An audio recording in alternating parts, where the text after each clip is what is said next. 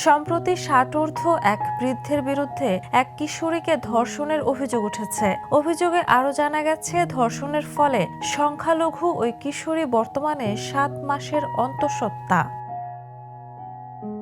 ভুক্তভোগী কিশোরী নবম শ্রেণীর ছাত্রী। তার বাবা মা দুজনেই চাকরিজীবী, যার কারণে ছোট বোনকে নিয়ে মেয়েটি প্রায় সময় একা থাকত।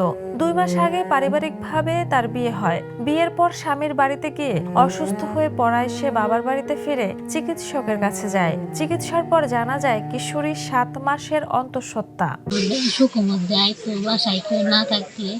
তখন হয়তো পানের ফুটা দিয়ে আবল তাবল কথা বলতো। আমি যদি কইতাম আমার মার কাছে তোকে বাড়ির সবাই মেরে আনলাম, যদি না করতাম পরে আমার থাপড় মাপড় দিত।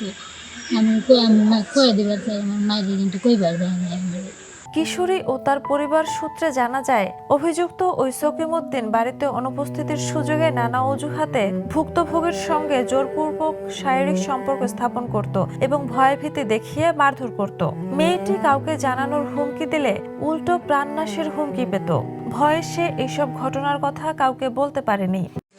কাম করি, ভাই গরিব মানুষ, মেয়ে দুটো বাড়ি থাকে, হোনা বাড়ি, বেটা মেশাক বানায়, বেটা বাসায় মেয়ের ভয় দেখায়, মেয়েরা মেয়ের কাছে কয়ে দেবো, একটু মেয়ে আমার কাছে ভয়ে পায় না। আমি ঠিক পাইয়া মেয়ে ডাক্তারের কাছে নিয়ে যাই, তারপরে ডাক্তারে 6.5 মাসের প্রেগনেন্ট। ঘটনার স্থান মানিকগঞ্জের সাটুরিয়া এলাকা। এই ঘটনা জানাজানি হওয়ার পর এলাকায় ব্যাপক চাঞ্চল্য সৃষ্টি হয়। এলাকাবাসী সকিমউদ্দিনের দ্রুত বিচার দাবি করেন। কিশোরীর মা বলেন, মেয়ের সংসার টিকবে কিনা সেই দুশ্চিন্তায় দিন কাটছে তার। যিনি এটি করেছেন তার বিচার চাই। কিশোরীর বাবা আরো বলেন, সকিমউদ্দিন ভয় দেখিয়ে আমার মেয়েকে ধর্ষণ করেছে, তার কঠোর শাস্তি চাই। 2 মাস আগে মেয়ে বিয়ে দিয়েছি, তারপরে আইসি মেয়ে এসে তারপরে আমরা খরচ করে হাসপাতাল নেওয়া, তারপরে এটা দেখলাম 7 মাস প্রেগনেন্ট।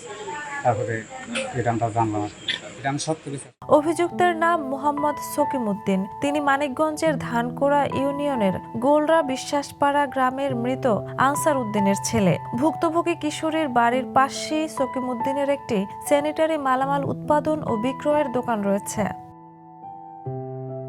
এই ঘটনায় সাটুরিয়া থানার ভারপ্রাপ্ত কর্মকর্তা নজরুল ইসলামের মোবাইলে একাধিকবার কল করা হলেও তিনি রিসিভ করেননি, ফলে তার বক্তব্য জানা যায়নি। থানার পরিদর্শক আসাদুজ্জামান বলেন, এ ধরনের কোনো খবর আমরা এখনো পাইনি। অভিযোগ পেলে আইনগত ব্যবস্থা নেওয়া হবে। Desk report, the news.